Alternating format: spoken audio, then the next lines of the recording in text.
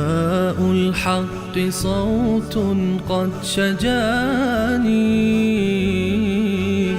وبلغني الحقيقة والأماني وكان لي السبيل إلى المعالي ونورا للهداية والبيان.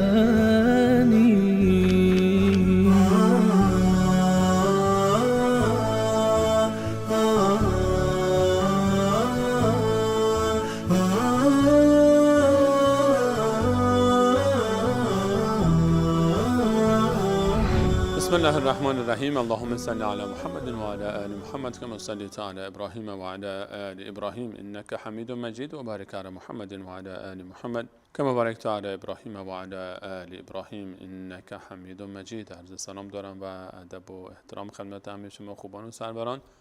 امیدوارم هر کجا که هستید در سایه الطاف الله متعال و عبادت او تعالی و همچنین تلاوت آیات کلام الله مجید و تدبر در معانی آن و عمل به دستوراتش هر روز و هر لحظه زندگیتان زیباتر از روزها و لحظات گذشته آن سپری گردد. با شما هستیم با آیات دیگر از کلام الله مجید در سوره مبارکه حشر، آیات 18 تا آخر سوره مبارکه حشر که آیات بسیار عظیمی است. آیاتی است که برای ما درس ها داره و معانی والایی داره.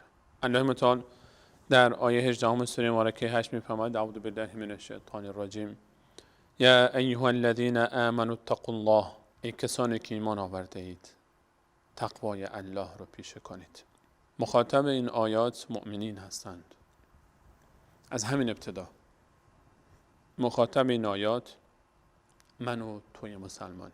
یا ایها الذین آمنوا اتقوا الله، از الله بترسید، تقوای الهی پیشه کنید. تقوای الهی خلاصش اینه: اطاعت آنچه الله متعال امر فرموده و انجام آن و پرهیز از آنچه که الله متعال ما را نهی کرده و دوری از آن میشه تقوا. و یکی از بهترین وسایلی که انسان رو برای رسیدن به این نیرو اطاعت از الله متعال و دستوراتش و پرهیز از آنچه که نهی کرده کمک میکنه در ادامه آیه ذکر میشه. چیزی که ما خیلی کمک میکنه تا به تقوا برسیم، نیروی تقوای ما رو تقویت میکنه، قوی میکنه، اینه که اتقوا الله ولتنظر نفس ما قدمت لغد. هر نفسی بیاد بنشینه و بیندیشه و بنگرد و ببینه.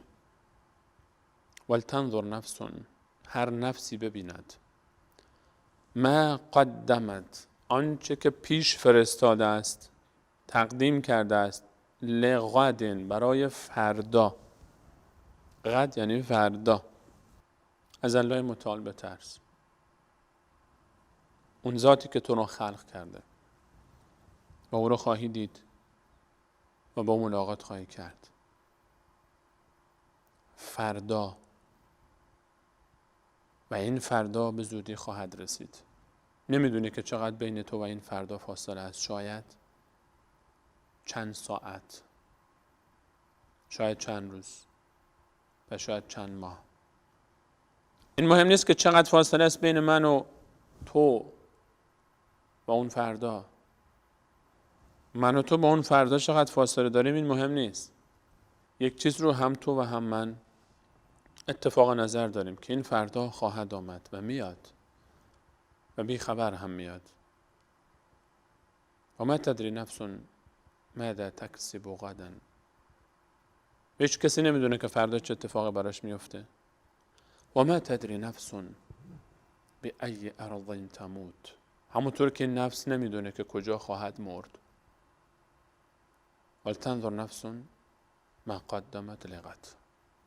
این نفسی که نمیدونه فردا چه اتفاقی براش خواهد افتاد و نمیدونه که در کجای این عالم خاکی در کدام گوشه او خواهد مرد، بنشیند با خود فکر کند، بشین با خودت فکر کن.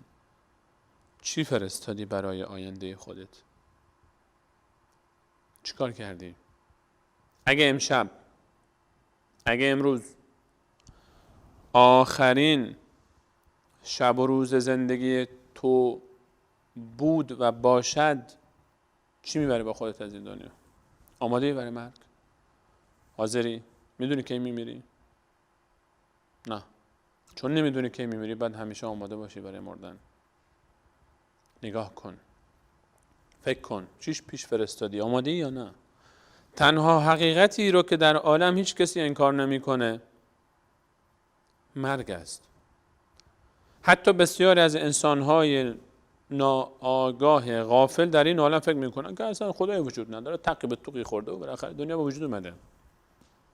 ذات الهی رو خیلی ها منکرن که وجودی خالقی برای دنیا، اما یک چیز رو هیچ کسی انکار نمیکنه، هیچ انسان عاقلی روی زمین نیست، حتی همون دیوانه‌هایی که کلمه الله رو قبول ندارن و همون مجانین که خالقی وجود داره فکر میکنن میمون زاده هستن و تقی به توقی خورده و دنیا به وجود آمده، اونها هم قبول دارن که میمیرن یک روزی. خب بعدش چی میشه؟ فردای این مرگ جای من و تو کجاست؟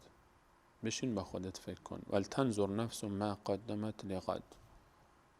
بشین با خودت خلوت کن که تو بعد از مرگ چی کار میکنی؟ تو قبر کی با تو هست؟ چی کار میخوای بکنی؟ نه این جمالی که بهش مینازی با تو خواهد بود و نه این مالی که تو رو صبح تا شب با خودش مشغول کرده همراه تو در قبر خواهد آمد، در اون کفنی که جیبی نداره چی میخوای با خودت ببری؟ و نه اون پست و مقام با تو خواهد آمد.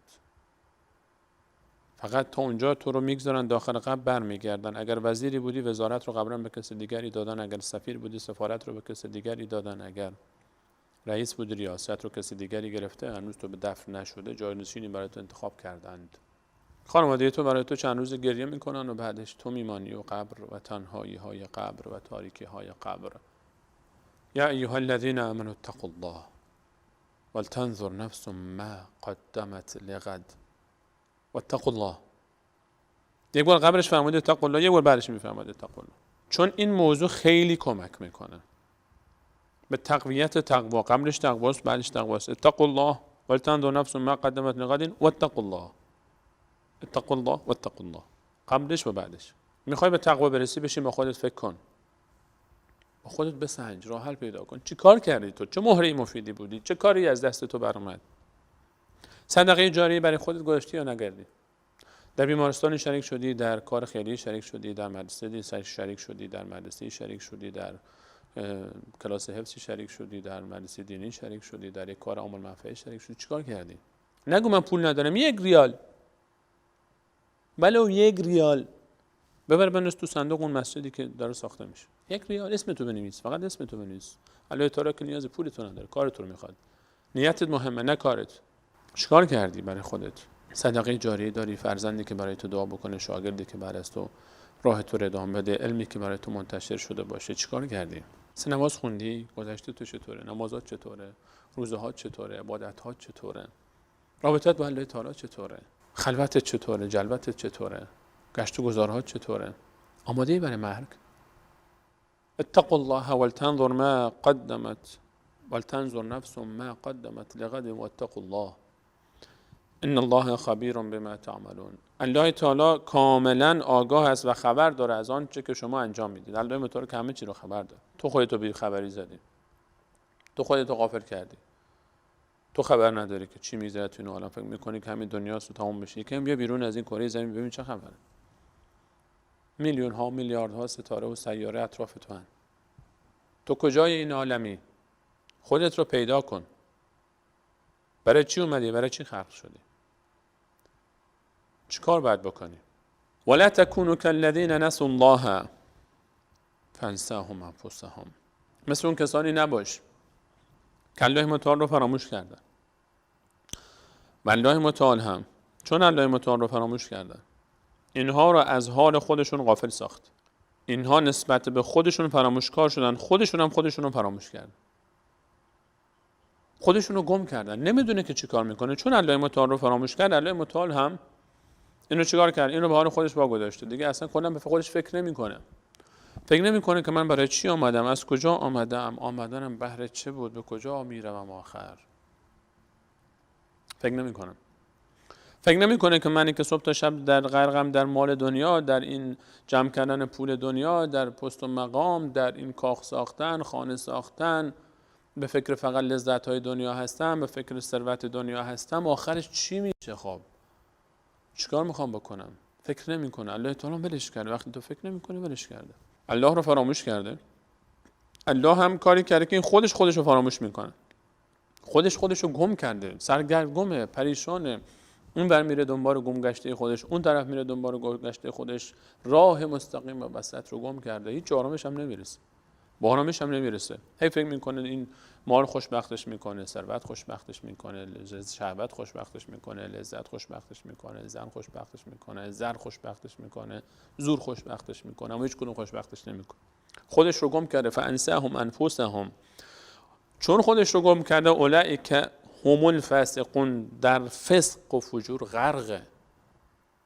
این انسان غرق در فسق و فجور، نمیدونه که چیکار باید بکنه. همش گناه میکنه، همش معصیت میکنه، همش داره تجاوز میکنه، همش داره فسق و فجور انجام میده. خودش رو گم کرده. چرا؟ چون الله متعال رو فراموش کرده. خودش رو گم کرده، انسانیتش رو گم کرده، همه چی رو گم کرده. مثل اینها نباش. بشین، فکر کن، خودتو پیدا کن، بسنج. فردایی هست، حساب کتابی هست، دوزخی هست، بهشتی هست، جنتی هست این ور، دوزخی هست اون ور. تو مرگ پایان زندگی تو نیست، انتقال از یک مرحله به مرحله دیگر است. بعد از اون کجا خواهی بود؟ در جنت خواهی بود یا در بهشت خواهی بود؟ در دوزخ خواهی بود. حکایت جنت و دوزخ مثل هم نیستند. فکر نکن که اون دنیا دیگه هر چی شد مهم نیست. نه، تو اون دنیا اینجا اگه 60 سال زندگی میکنی، اونجا میلیاردها سال زندگی داری. به فکر اون طرف باش. اونجا حال بهشتیان و دوزخیان خیلی فرق میکنه با هم. لا یستوی اصحاب النار و اصحاب الجنه، برابر نیستن اصحاب جنت، اصحاب نار و اصحاب جنت. دوزخیان و بهشتیان برابر نیستن. اصحاب الجنه هم الفائزون، اونهایی که در جنت میرن دستگار حقیقی اونها هستن. در این دنیا مثل هم نیستن. بابا تو همین هایی که اون دنیا، در دنیا جنتی است که اگر کسی در این دنیا در اون جنت داخل نشد، در جنت و آخرت هرگز داخل نخواهد شد. و اون جنت دنیا جنت شناخت الله متعال و عبادت و الله متعال و بندگی الله متعال است. اصحاب نار و اصحاب جنت، اهل دوزخ و اهل جنت، در دنیا هم با هم فرق دارن.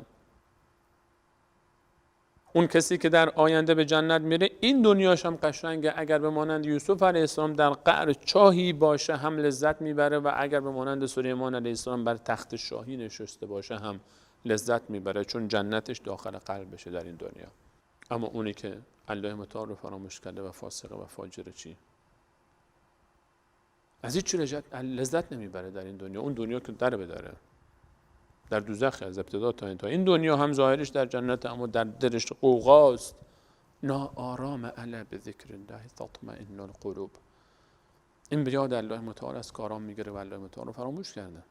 اینها رو بیا و این قرآن رو بخون، قرآن رو ورق بزن و تفکر بکن، درس بگیر. لو انزلنا هذا القرآن على جبل، اگر من الله با عظمت این قرآن رو بر کوهی نازل می کردم، میلیون ها تن سنگ سخت، چی می شد؟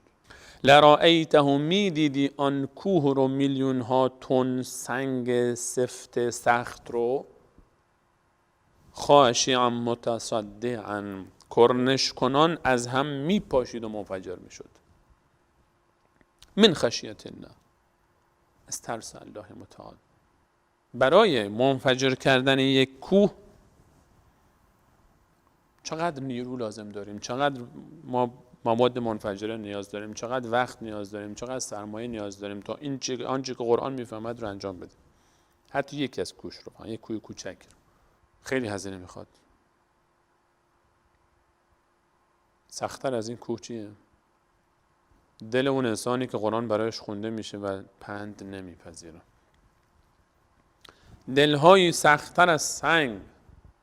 ثم قست قلوبكم من بعد ذلك فهي كالحجارة او اشد قسوة.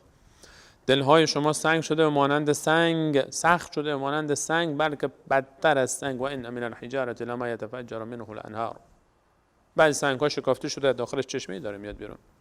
اگه قرآن خوندن میشه بر تو و دلت متأثر نمیشه از قرآن، در ایمان تجدید نظر کن، به حال این قلبت گریه کن که خیلی وقت مرده، فکر میکنی زنده است، قلب روحت مرده. این قرآنی که بر کوه نازل بشه و میپاشه از هم، بر قلب من تو وقتی خونده میشه، چرا نباید تأثیر بکنه؟ از صفات مؤمنین است وقتی الله متعال میفرماید اذا ذکر الله وجلت قلوبهم و اذا تلیت علیهم آیاته زادتهم ایمانا. نام الله تعالی وقتی بر اونها گرفته میشه میلرزه تن اونها. مثلا کسی رو که دوست داشته باشه نامش رو بگیرن خوشحال میشه، یک حساس خاصی بهش دست میده. و وقتی آیات قرآن بر اونها خونده میشه زادتهم ایمانا، ایمانش بالا میاد. چقدر قرآن گوش میکنی؟ بچه مسلمان چقدر با قرآن خوندن رابطه داری؟ دوست داری به جای موسیقی که گوش میکنی قرآن گوش بکنی یا نه؟ دوست داری؟ بگو به من که چقدر روزانه قرآن گوش میکنی تا بهت بگم که وضع حال قلبت چیه. نجات بده قلبت رو که اگر این قطعه گوشت از بین رفت، از بین رفتی. همونطوری که قلب در این بدن و کالبد جسمی وقتی که دیگه نزنه میمیری، در روح ما هم اگر این قلب روح ما از بین رفت، روح خیلی وقت مرده و از بین رفته. مواظب قلبت باش، قلبتو پیدا کن، قلبتو نجات بده. میدونی که چطور تشخیص بده بیماری قلبتو؟ قرآن بذار براش. ببین چقدر قرآن دوست داره، ببین چقدر از قرآن لذت میبره، ببین چقدر از شنیدن قرآن لذت میبره، ببین چقدر دنبال قرآن، دنبال فکر قرآن، تدبر قرآن، عمل به قرآن، دوست داره قرآن. این قرآنی نیست که بذاریم ببوسیمش و همینجوری لای تاقچه 7 تا جلدش بکنیم بالای تاقچه بگذاریمش و ببوسیمش و نیفته روی زمین، هر سال یه بار گرد و خاکش رو بگیریم سر سفره عروسی بذاریم و خانه جدید ببریمش و کسی سفر میره زیرش رد بکنیم و داخل ماشین آویزونش بکنیم ماشینمون چپ نشه، جن و پری خونمون نیاد. نه، یا سر قبل برای مرده ها بگذاریم، هر جا صدای قرآن بود فقط مرده ها، انگار که فقط این مال مرده ها، هر جایی که صدای قرآن میاد میپرسیم کی مرده. قرآن برای مرده ها نیست، قرآن برای زنده هاست، قرآن برای من و توه. بخوان، وقت بگذار برای قرآن، لذت ببر، زندگی کن با قرآن. قرآن رو باید زندگی کرد، قرآن رو باید چشید، قرآن رو باید فهمید. رسول الله علیه السلام حضرت عایشه میفهمد که انا خلق القرآن، قرآن علم رسول الله بود و رسول الله عمل قرآن. یک قرآن دو پای متحرک، رسول الله علیه السلام. قرآن در زندگی من تو چقدر نقش داره. لو انزلنا هذا القرآن على جبل لرأيته خاشعا متصدعا من خشیة الله. این قرآن رو بر کوه نازل می‌کردیم، از ترس الله متعال او رو می‌دیدی که کرنش کنان منفجر میشه و تیکه تیکه میشه. اما دلهای سخت تر از این کوه و سنگن. مواظب دلت باش، بگذارش در میزان قرآن، ببین چقدر رابطه داره با قرآن. با قرآن نرمش کن، با قرآن انسش بده. والله اگه با قرآن ارتباط پیدا کردیم خوشبخت میشیم در دنیا قبل از آخرت. هر چقدر در زندگیت قرآن بیشتر خوانده بشه و پررنگتر باشه، برکتش بیشتر میشه و هرچی کمتر بشه برکتش کمتر میشه. و هر چقدر با قرآن بهتر باشی قلبت زیباتر میشه و هر چقدر از قرآن فاصله بگیری قلبت به همون اندازه تیره میشه. و تلک الامثال نضربها للناس لعلهم یتفکرون. و این مثال ها رو برای مردم میزنیم تا باشد که تفکر بکنن، بیاندیشن. قرآن به من و تو الله رو معرفی میکنه. قرآن هست که الله رو معرفی میکنه. از قرآن الله رو یاد میگیریم. هیچ چیزی ما رو به الله تعالی انقدر نزدیک نمیکنه به اندازه کلامش. هو الله الذی لا اله الا هو، اون ذاتی که هیچ ذاتی شایسته عبادت و کمک خواستن نیست جز او. عالم الغیب و الشهاده، عالم به غیب آشکار است. هر چی که پنهان است، در گذشته بوده یا الان است یا آینده خواهد بود، همه رو الله تعالی میداند. هیچ چیزی از الله تعالی پنهان نیست. و عنده مفاتیح الغیب لا یعلمها الا هو. کلیدهای گنجینه‌های غیب پیش الله تعالی است، فقط شایسته عبادت و حاجت خواستن است. چرا زیرا که او عالم به غیب و شهادت است. فقط اوست که عالم به غیب است، همه چیز را می‌داند. و یعلم ما فی البر والبحر، آنچه که در دریاست و آنچه که در خشکی است. و ما تسقط من ورقة الا یعلمها، برگی از درخت نمی افته در خزان مگر اینکه الله می‌داند امروز چند تا برگ از درختان عالم افتاده. ولا حبة فی ظلمات الارض ولا رطب ولا یابس الا فی کتاب مبین. هیچ ذره دانه‌ای در دل خشکی‌های زمین نیست مگر اینکه الله می‌داند، و هیچ چیزی در خشکی و یا تاریکی و یا در خشکی و یا در دریا نیست مگر اینکه الله تعالی می‌داند. این خدای توست، این اللهی که همه چیز رو می‌داند. و علاوه بر این که همه چیز را می‌داند، عالم الغیب و الشهادة هو الرحمن الرحیم. او بسیار مهربان است، بسیار بخشنده است و رحیم است. مادر با تمام محبتش، مثال زده میشه برای محبت مادر، چقدر رحم داره. مادر و تمام مادرهای عالم و تمام محبت مادرهای انسانها و حیوانات و جانداران، هرچه محبت در عالم است همه رو که جمع بکنیم میشه 1% از محبت الله متعال. رسول الله علیه السلام فرمود الله متعال محبت خود رو تقسیم کرده بین بندگان خودش، 100 قسمت کرده، 100 قسمت کرده محبت خود رو و رحمت خود رو. 1 قسمت از این مهربانی خود رو در بین بندگان، در بین مخلوقات تقسیم کرده، و از این 1 قسمت از 100 قسمت هست که اون مادر به فرزند خودش لطف میکنه. حیوانی پایش رو بر میداره تا بچه خود رو لگد نکنه. تمام مادرهای عالم همشون محبتشون جمع بشه، چه انسانوشه چه حیوانش، میشه 1% محبت الله تعالی. مهربانتر از من و تو به من و تو الله است. مهربانتر از مادر من و تو به من و تو الله است. چه زیبا گفت بزرگی از او پرسیدن در روز قیامت اگر پرونده تو رو به تو بگن که آیا پرونده اعمال تو رو به دست مادرت بدیم حساب بگیری یا به دست الله متعال، کدوم رو انتخاب خواهی کرد؟ گفت حتما خواهم گفت الله متعال، چرا که او از مادر من به من مهربانتر است. هو الرحمن الرحیم، عالم الغیب و الشهاده هو الرحمن الرحیم.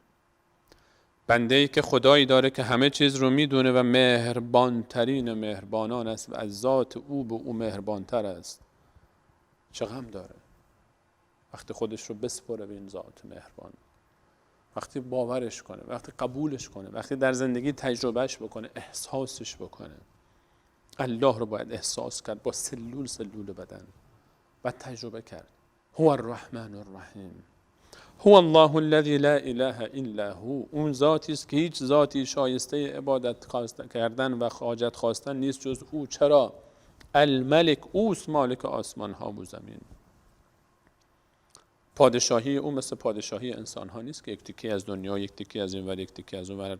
هر کسی یک تیکه کوچکی داشته باشه، هر آنچه که در آسمان ها و زمین است ملک الله است. مالک یوم الدین، حتی بعد از قیامت هم تنها مالک الله تعالی است. همه چیز مال الله تعالی است. این ذات رو باید دوست داشت. الملک القدوس، اون ذاتی که قدوس است، قداست داره، منزه است و پاک است از هر نقصی. هیچ نقصی نداره. مثل پادشاه دنیا نیست که ناقص باشه. ملکش ناقصه، خودش ناقصه، کوتاهی داره در زندگی خودش، در ملکش، در پادشاهیش. الملک قدوس السلام، سالم از هر عیبی. هیچ عیبی در ذاتش نیست، هیچ عیبی وجود نداره برای الله تعالی. المؤمن، اون ذاتی که در امان نگه میداره بندگان خودش رو و اونها امنیت میده، اونها رو در امان نگه میداره، به اونها ظلم نمیکنه، وعده به اونها میده، این وعده رو محقق میکنه، تأمین میکنه خواسته های اونها رو، تصدیق میکنه بندگان خودش رو، رسولان خودش رو، ایمان اونها رو میپذیره، امان میده به اونها، آرامش میده به بندگانش. المؤمن المهیمن، اونی که غالبه، اونی که رقیب اونهاست، میبینه اونها رو، شاهد بر اعمالشون. العزیز، اون ذاتی که عزت داره، هیچ چیزی او را عاجز نمیکنه. هیچ کاری نیست که نتونه انجام بده. الجبار دو معنی داره جبار. اون کسی که غلبه داره بر هر کس دیگری، هیچ کسی حریفش نمیشه. قاهره. به معنی دیگر جبار از جبران، جبر به معنای این که کمبود رو جبران میکنه. اون ذاتی است که فقیر رو ثروت میده، بیف اولاد رو اولاد میده، شکسته رو ترمیم میکنه، دل شکسته رو التیام میده، انسان تنها رو به اهلش باز میگردونه، بیکس و بیکار رو فریاد رسی میکنه، جبران میکنه نداشته های تو رو، کوتاهی های من و تو رو. اون ذاتی است که هر چیزی که کم است محتاج اوست. متکبر، متعالی است، صاحب شکوه است و مجد است و عظمت است. این ذات است. الله متعال رو باید شناخت. هر چقدر شناخت الله متعال بیشتر بشه، محبت ما به الله متعال بیشتر میشه، علاقه ما به او بیشتر میشه. مشکل ما اینه که الله متعال رو نمیشناسیم. هر کدوم از این صفات رو باید دربارش یک برنامه رفت. دربارش فکر بکنید، برید بخوانید. کتاب‌هایی که درباره نام‌های الله متعال است، با این نام‌ها زندگی بکنیم. الله متعال رو باید از خلال نام‌هایش شناخت. ذاتی که پاک است، بی عیب است، از هیچ نقصی. افعال الله متعال، صفات الله متعال، ذات الله متعال پاک است، بی عیب است، بی نقص است. هیچ نقصی در ذاتش وجود نداره. چرا نباید دوست داشته باشیمش؟ سبحان الله عما یشرکون، پاک و منزه است از آنچه که شریک او قرار میدن در این صفات. بندگانی رو میگن عالم غیب هستن، فلانی عالم غیب است. بنده که یک موجودی در گوشه عالم است و این از بین میره، چطور میتونه با ذات الله متعال برابری بکنه؟ هیچ بنده‌ای مثل الله تعالی نیست، بلا استثناء. هیچ مخلوقی مثل الله تعالی نیست. الله پاک از آنچه که شریک او میگردانند. هو الله الخالق، او اللهی که خالق است، او خلق میکنه همه عالم رو، همه چی به دست اوست. الباری، اونی که همه چیز رو مرتب میکنه، تقدیر امور عالم به دست اوست. ایجاد میکنه هر چیزی رو، اراده میکنه و ایجاد میکنه و المصور و شکل میده و تصویرگری میکنه. این زیبایی ها رو، هر زیبایی که در عالم میبینی به خالق اون زیبایی فکر کن که وقتی مخلوقش انقدر زیباست، اون خالق چقدر زیباست، اون چقدر زیباست. المصور له الاسماء الحسنى، نامهای بسیار نیکویی داره، نامهایی که هیچ نقصی ندارن. الله رو باید از خلال نامهایش شناخت. اسمای الله متعال رو تفکر بکنیم، تدبر بکنیم تا ربمون رو بشناسیم. یسبح له ما فی السماوات و الارض، تمام آنچه در آسمان و زمین است به تسبیح الله متعال مشغول است. و هو العزیز الحکیم، و او ذات با عزتی است که هیچ چیزی او رو عاجز نمیکنه و با حکمت است، حکیم است. فعل حکیم خالی از حکمت نیست. آنچه الله تعالی برای من تو مقدر کرده به خیر من توست، بپذیر که الله متعال خیر تو رو میخواد. آنچه برای تو پذیرفته همون رو قبول بکن، راضی باش به رضای الله متعال که آنچه الله متعال برای تو مقدر کرده بهترین است برای زندگی تو، ولی این که تو نپسندی، چون اون حکیم است، اون رحیم است، اون عدل است، اون عادله، ظلم نمیکنه به تو، تو رو دوست داره، از آینده تو خبر داره، حال تو رو خبر داره، میشنه همه چیز تو رو. خودتو بسپر به الله تعالی و به رضای او رضا باش. رضایت بده به رضای الله متعال. هر آنچه که در آسمان و زمین است راضی شدن به او. بگذار من و تو هم اختیار زندگیمون رو بدیم به الله متعال و تجدید رابطه بکنیم با الله متعال. بیا از نو شروع کنیم با قرآن، با الله. به فکر فردا باش، اون روزی که ملاقات خواهیم کرد با الله متعال. الله مهربان و رحیم. هیچ بهانه‌ای باقی نمیمونه که انسان رابطه‌اش رو با الله تجدید نکنه. وقتی این صفات عالی و زیبا در پیش روی ماست، بخوان الله خودت رو، از الله بخواهیم، دعوت بکنیم، دعا بکنیم، دست بلند بکنیم و با این صفات از او بخواهیم و بسپاریم خودمون رو به او. الیس الله بکاف عبده، اللهی با این صفات، خالقی با این عظمت و این زیبایی شایسته توکل نیست و آیا کافی نیست برای بنده؟ آزمایش میکنه و صبر کرد، بعد نشون داد که بنده خوبی براش هستیم، قبولش داریم، اما پایانش خوشبختی است و سعادت. الله متعال همین ما شما رو بندگان خوبی برای خود بگرداند. از اینکه تا این لحظه برنامه خود رو یاری کردید از همه شما سپاسگزارم و تا برنامه بعد همه شما عزیزان بله متعال میسپارم. الله یار و نگهدارش.